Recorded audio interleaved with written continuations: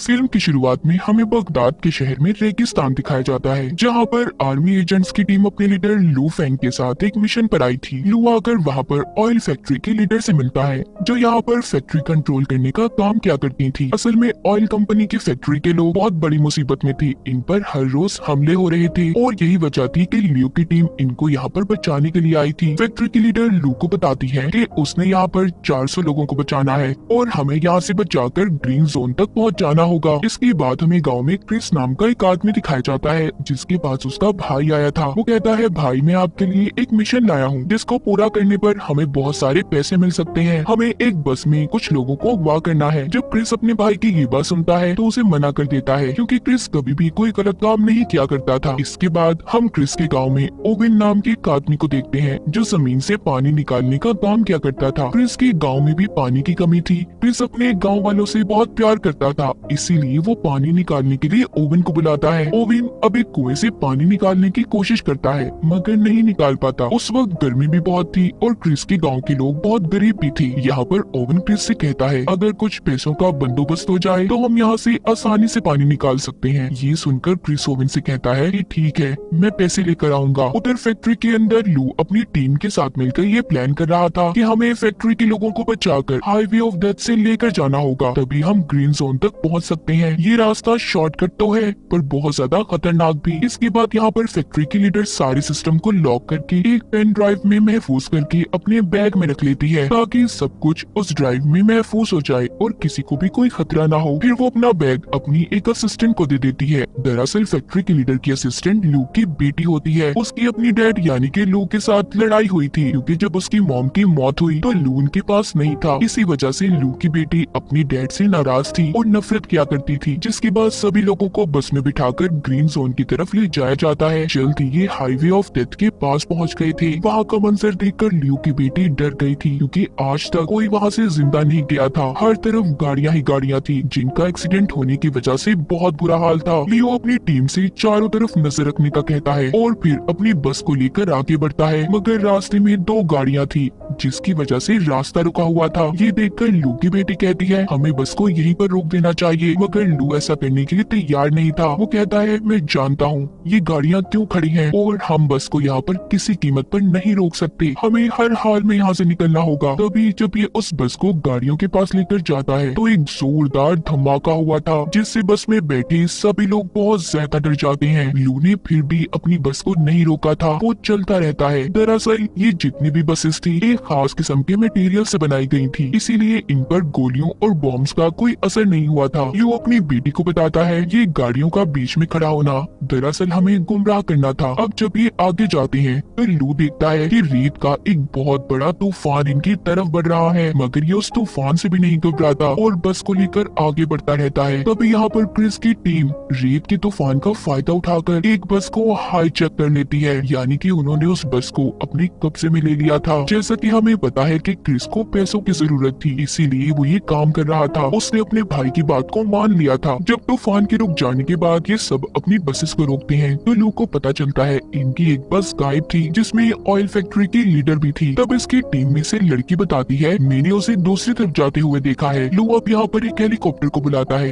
ताकि उस बस को जल्दी से ढूंढा जा सके। इस काम में लू की बेटी भी उसके साथ जाने का कहती है। लू हेलीकॉप्टर में अपनी बेटी को लेकर उस बस को ढूंढने निकल गया था। कुछ दूर जाने के बाद लू हेलीकॉप्टर से एक ट्रक को देखता है। अब इसे समझ आती है कि रेत का असल में कोई तूफान नहीं था, बल्कि दुश्मनों ने इस ट्रक की मदद से नकली तूफान बनाया था, ताकि वो हमारी बस को हाईजैक कर सके। कुछ देर के बाद लू को अपनी बस नजर आ जाती है। राब्ता करने पर लू की टीम की लड़की उसे बताती है, उस बस में से अमेरिकन ने हमारे 5 लोगों को अगवा किया है, जिनमें ऑयल फैक्ट्री की लीडर भी थी। जिसके बाद लू अपनी टीम से दोबारा राब्ता करता है और बाकी की बसेस को ग्रीन जोन तक पहुंचाने का कहता है। इधर क्रिस भी अपने साथियों के साथ जब गाड़ी में बैठा आगे बढ़ रहा था तो ऊपर से लू अपने हेलीकॉप्टर से इन पर बॉम्ब गिराता है। क्रिस भी अपनी गाड़ी से निकलकर गन लेकर हेलीकॉप्टर पर हमला कर रहा था, जिससे हेलीकॉप्टर उनसे थोड़ा दूर हो जाता है। उसमें आग लग गई थी।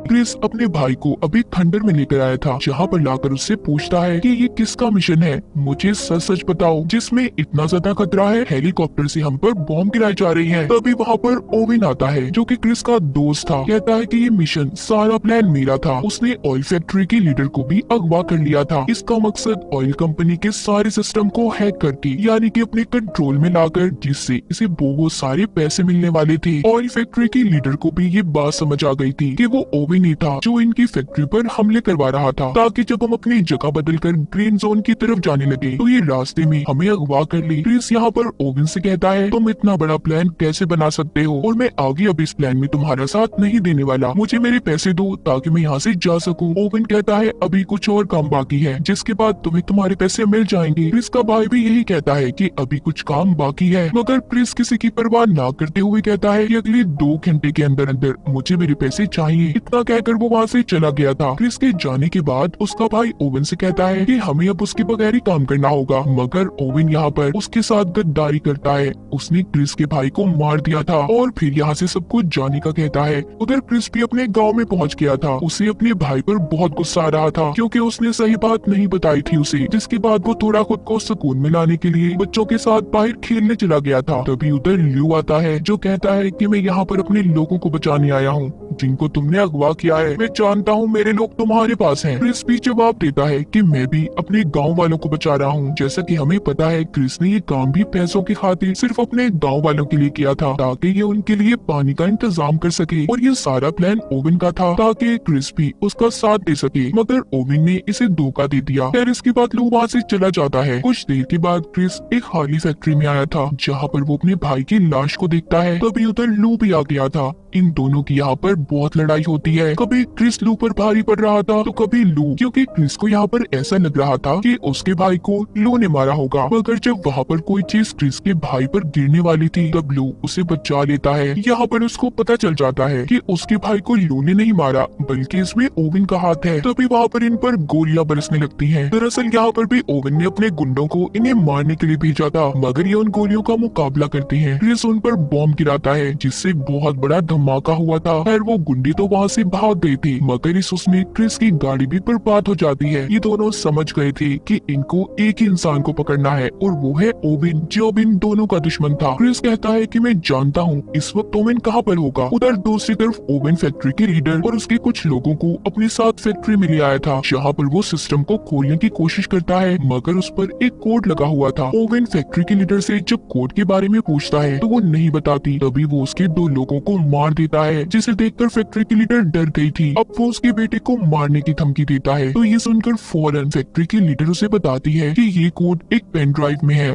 जो मैंने अपने बैग में रखी थी, पर मैं ये नहीं जानती कि वो कहाँ पर है। मुझे बस इतना याद है कि वो बैग मैंने अपने असिस्टेंट को पकड़ाया था। तभी यहाँ पर फैक्ट्री के लीडर का बेटा अपनी मॉम के फोन पर कॉल करने का कहता है, जिससे उनके फोन की लोकेशन के बारे में पता चल जाएगा कि फोन और बैग कहाँ पर है। असल में वो बैग लू की बेटी के पास था जो इस वक्त क्रिस के गाँव में थी। उधर ही गाँव में लोगों को बाकी के लोगों के ग्रीन जोन में पहुंचने की खबर मिल जाती है। यहाँ पर उसकी बेटी उससे पूछती है कि आप क्रिस पर कैसे भरोसा कर सकते हैं। लू बताता है कि वो एक अच्छा इंसान है, लोगों की भलाई सोचता है, हम उस पर यकीन कर सकते हैं। तभी क्रिस को लू की डायरी मिलती है जिसे उठाकर वो उसके पास लेकर आया था। उसे कहता है कि क्या तुम इस लड़की को पसंद करते हो, तुम कितने खुशकिस्मत हो ना कि तुम्हें ऐसी लड़की मिली, तुम हर वक्त उसकी तस्वीर को अपनी डायरी में रखते हो। लू यहाँ पर बताता है तुम गलत सोच रहे हो, दरअसल वो मेरी बेटी है। इस बात पर क्रिस उससे माफी मांगता है। लू बताता है दरअसल जब मेरी वाइफ की मौत हुई तो मैं अपनी बेटी के पास नहीं था, जिस वजह से वो मुझसे आज तक नाराज है। वो कहता है और इस मिशन पर भी मैं इसीलिए आया था कि मैं अपनी बेटी को बचा सकूं जो यहाँ ऑयल फैक्ट्री में काम करती है। क्रिस कहता है फिक्र नहीं करो, सब ठीक हो जाएगा, हम सबको बचा लेंगे, हम मिलकर मुकाबला करेंगे। तभी उन्हें कुछ गुंडों की आवाजें सुनाई देती हैं। वो जाकर उन गुंडों का मुकाबला करते हैं। यहाँ पर उन्हें पता चलता है कि उन्हें तो यहाँ पर ओविन ने भेजा है जो यहाँ पर फैक्ट्री के लीडर का बैग लेने आए हैं जो लू की बेटी के पास था। उनके पास काफी सारे हथियार थे। उन्होंने सभी गांव वालों को बंदी बना लिया था और अब वो फैक्ट्री के लीडर का बैग भी मांगते हैं जिसमें पेन ड्राइव थी जिसमें सिस्टम का कोड लॉक था। क्रिस उन्हें वो बैग दे देता है, जिसे लेने के बाद वो वहाँ से चले गए थे। ऐसा करने पर लू और उसकी बेटी उससे बहुत नाराज थे। तब क्रिस कहता है कि मैं पूरे गांव वालों की जान को ऐसे खतरे में नहीं डाल सकता था। जब सुबह होती है तो क्रिस लू की बेटी से पूछता है कि आखिर उस बैग में क्या था जिसको देने पर तुम तैयार नहीं थी। वो बताती है उस बैग में एक पेन ड्राइव थी, जिससे ऑयल फैक्ट्री के सारे सिस्टम को हैक कर सकते हैं और पूरे बगदाद शहर के ऑयल को कहीं पर भी ट्रांसफर यानी कि भेजा जा सकता है। इस सिस्टम से ऑयल स्मगलिंग भी होती है, जिसके बाद किसी भी मुल्क या शहर को वो ऑयल बेच सकते हैं। और अगर ऐसा हो गया तो ये अब तक ऑयल की सबसे बड़ी चोरी होगी। दूसरी तरफ हम जर्मनी के शिप को देखते हैं, जिसका कैप्टन ओवन से फोन पर बात कर रहा था। इधर गांव से भी क्रिस और लू निकल गए थे, मगर लू की बेटी को ये लग रहा था कि वो दोनों मिलकर भी सब कुछ नहीं रोक पाएंगे, इसलिए वो भी गाड़ी लेकर उनके पीछे निकल जाती है। ओवन के पास भी उसके गुंडे बैग को लेकर पहुंच गए थे। वो फैक्ट्री के लीडर को अब बैग देकर पेन ड्राइव से लॉक खोलने का कहता है। वो जैसे ही पेन ड्राइव को सिस्टम में लगाती है, सारा सिस्टम ऑन हो गया था,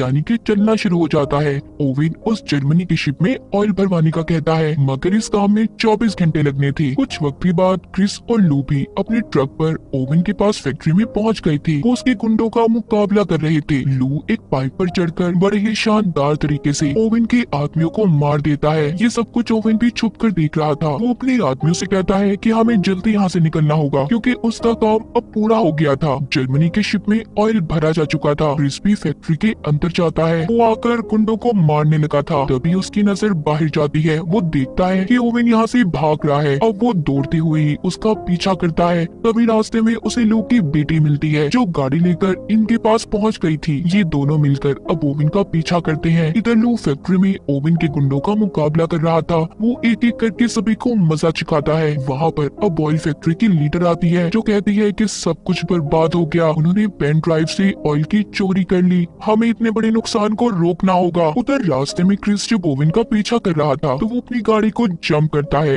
उसके पीछे लू की बेटी भी गाड़ी को हवा में उड़ाती जंप करवाती है, मगर उसकी गाड़ी का एक्सीडेंट हो गया था। क्रिस गाड़ी की ऐसी हालत देखकर लू की बेटी पर गुस्सा करता है। तभी वहाँ पर लू भी एक ट्रक को लेकर पहुँच गया था। फिर वो दोनों भी उस ट्रक में बैठकर उसके साथ आगे बढ़ते हैं। क्रिस लू को ओवन तक पहुँचने का शॉर्टकट रास्ता बताता है। फिर ये उस ट्रक से रॉकेट लॉन्चर छोड़ने लगते हैं। दरअसल ये वही ट्रक था जिससे नकली तूफान को बस को हाईजैक करने के लिए बनाया गया था। क्रिस अब ओवन तक पहुंच जाता है। वो तेजी से लाकर अपने ट्रक को उसके ट्रक में दे मारता है, जिससे जोरदार धमाके होते हैं। ओवन की गाड़ी दूर जाकर गिरी थी। ओवन काफी जख्मी हो चुका था। वो जब क्रिस को देखता है तो अपनी गाड़ी को लेकर वहाँ से भाग जाता है। लू ने वापिस क्रिस को अपने ट्रक में बुला लिया था। क्रिस अब ट्रक से लटक गया था और रॉकेट लॉन्चर की स्पीड से ओवन की गाड़ी के पास आ जाते हैं, जिसकी वजह से उनका ट्रक भी काबू हो गया था। वो एक रस्सी को ओवन की गाड़ी से बांधकर अपने ट्रक को खाई में गिरा देते हैं और खुद उस रस्सी के सहारे लटक गए थे। ये देखकर ओवन उन पर हंस रहा था, मगर गाड़ी पर वजन ज्यादा होने की वजह से ओवन की गाड़ी भी खाई में गिर जाती है। लू ने उस रस्सी को छोड़ दिया था। वो अपनी बेटी के साथ एक पत्थर पर जाकर गिरता है और ओवन अपनी गाड़ी के साथ खाई में गिरकर मर गया था। यहाँ पर लू और उसकी बेटी तो बच चुके थे। ये दोनों देखते हैं कि इन्हें क्रिस कहीं पर नजर नहीं आ रहा। ये समझते हैं कि क्रिस मर गया। तभी लू की बेटी की नजर उसकी डायरी पर पड़ती है। जब वो देखती है तो उसमें उसकी और उसकी मॉम की तस्वीर थी। लू बताता है कि मैं तुमसे और तुम्हारी मॉम से बहुत प्यार करता था, कभी तुम्हें अलग करना नहीं चाहता था। ये सुनकर लू की बेटी उसके गले लग गई थी। तभी लू के पाँव को नीचे से क्रिस पकड़ लेता है, जो अभी भी जिंदा था। ये दोनों उसे ऊपर खींच लेते हैं। तीनों तो बच गए थे, मगर अब ये सोचते हैं कि यहाँ से कैसे निकलेंगे। तब लू के दिमाग में एक आइडिया आता है। वो कहता है कि हमें यहाँ पर बहुत जोर से शोर मचाना चाहिए ताकि कोई इनकी मदद कर सके। कुछ वक्त के बाद दिखाया जाता है इन्होंने जर्मन के उस शिप को भी पकड़ लिया था जिसको ओवन ने ऑयल बेचा था। क्रिस के गांव में भी पानी आना शुरू हो जाता है। ये काम क्रिस और लू ने मिलकर किया था। सब गांव वाले बहुत खुश थे। फिर लू की टीम उसके पास आकर अगले मिशन के बारे में पूछती है। तब क्रिस भी उससे ये वादा करता है कि हर मिशन में वो उसका साथ देगा। और इसी के साथ इस फिल्म की कहानी यहीं पर खत्म हो जाती है।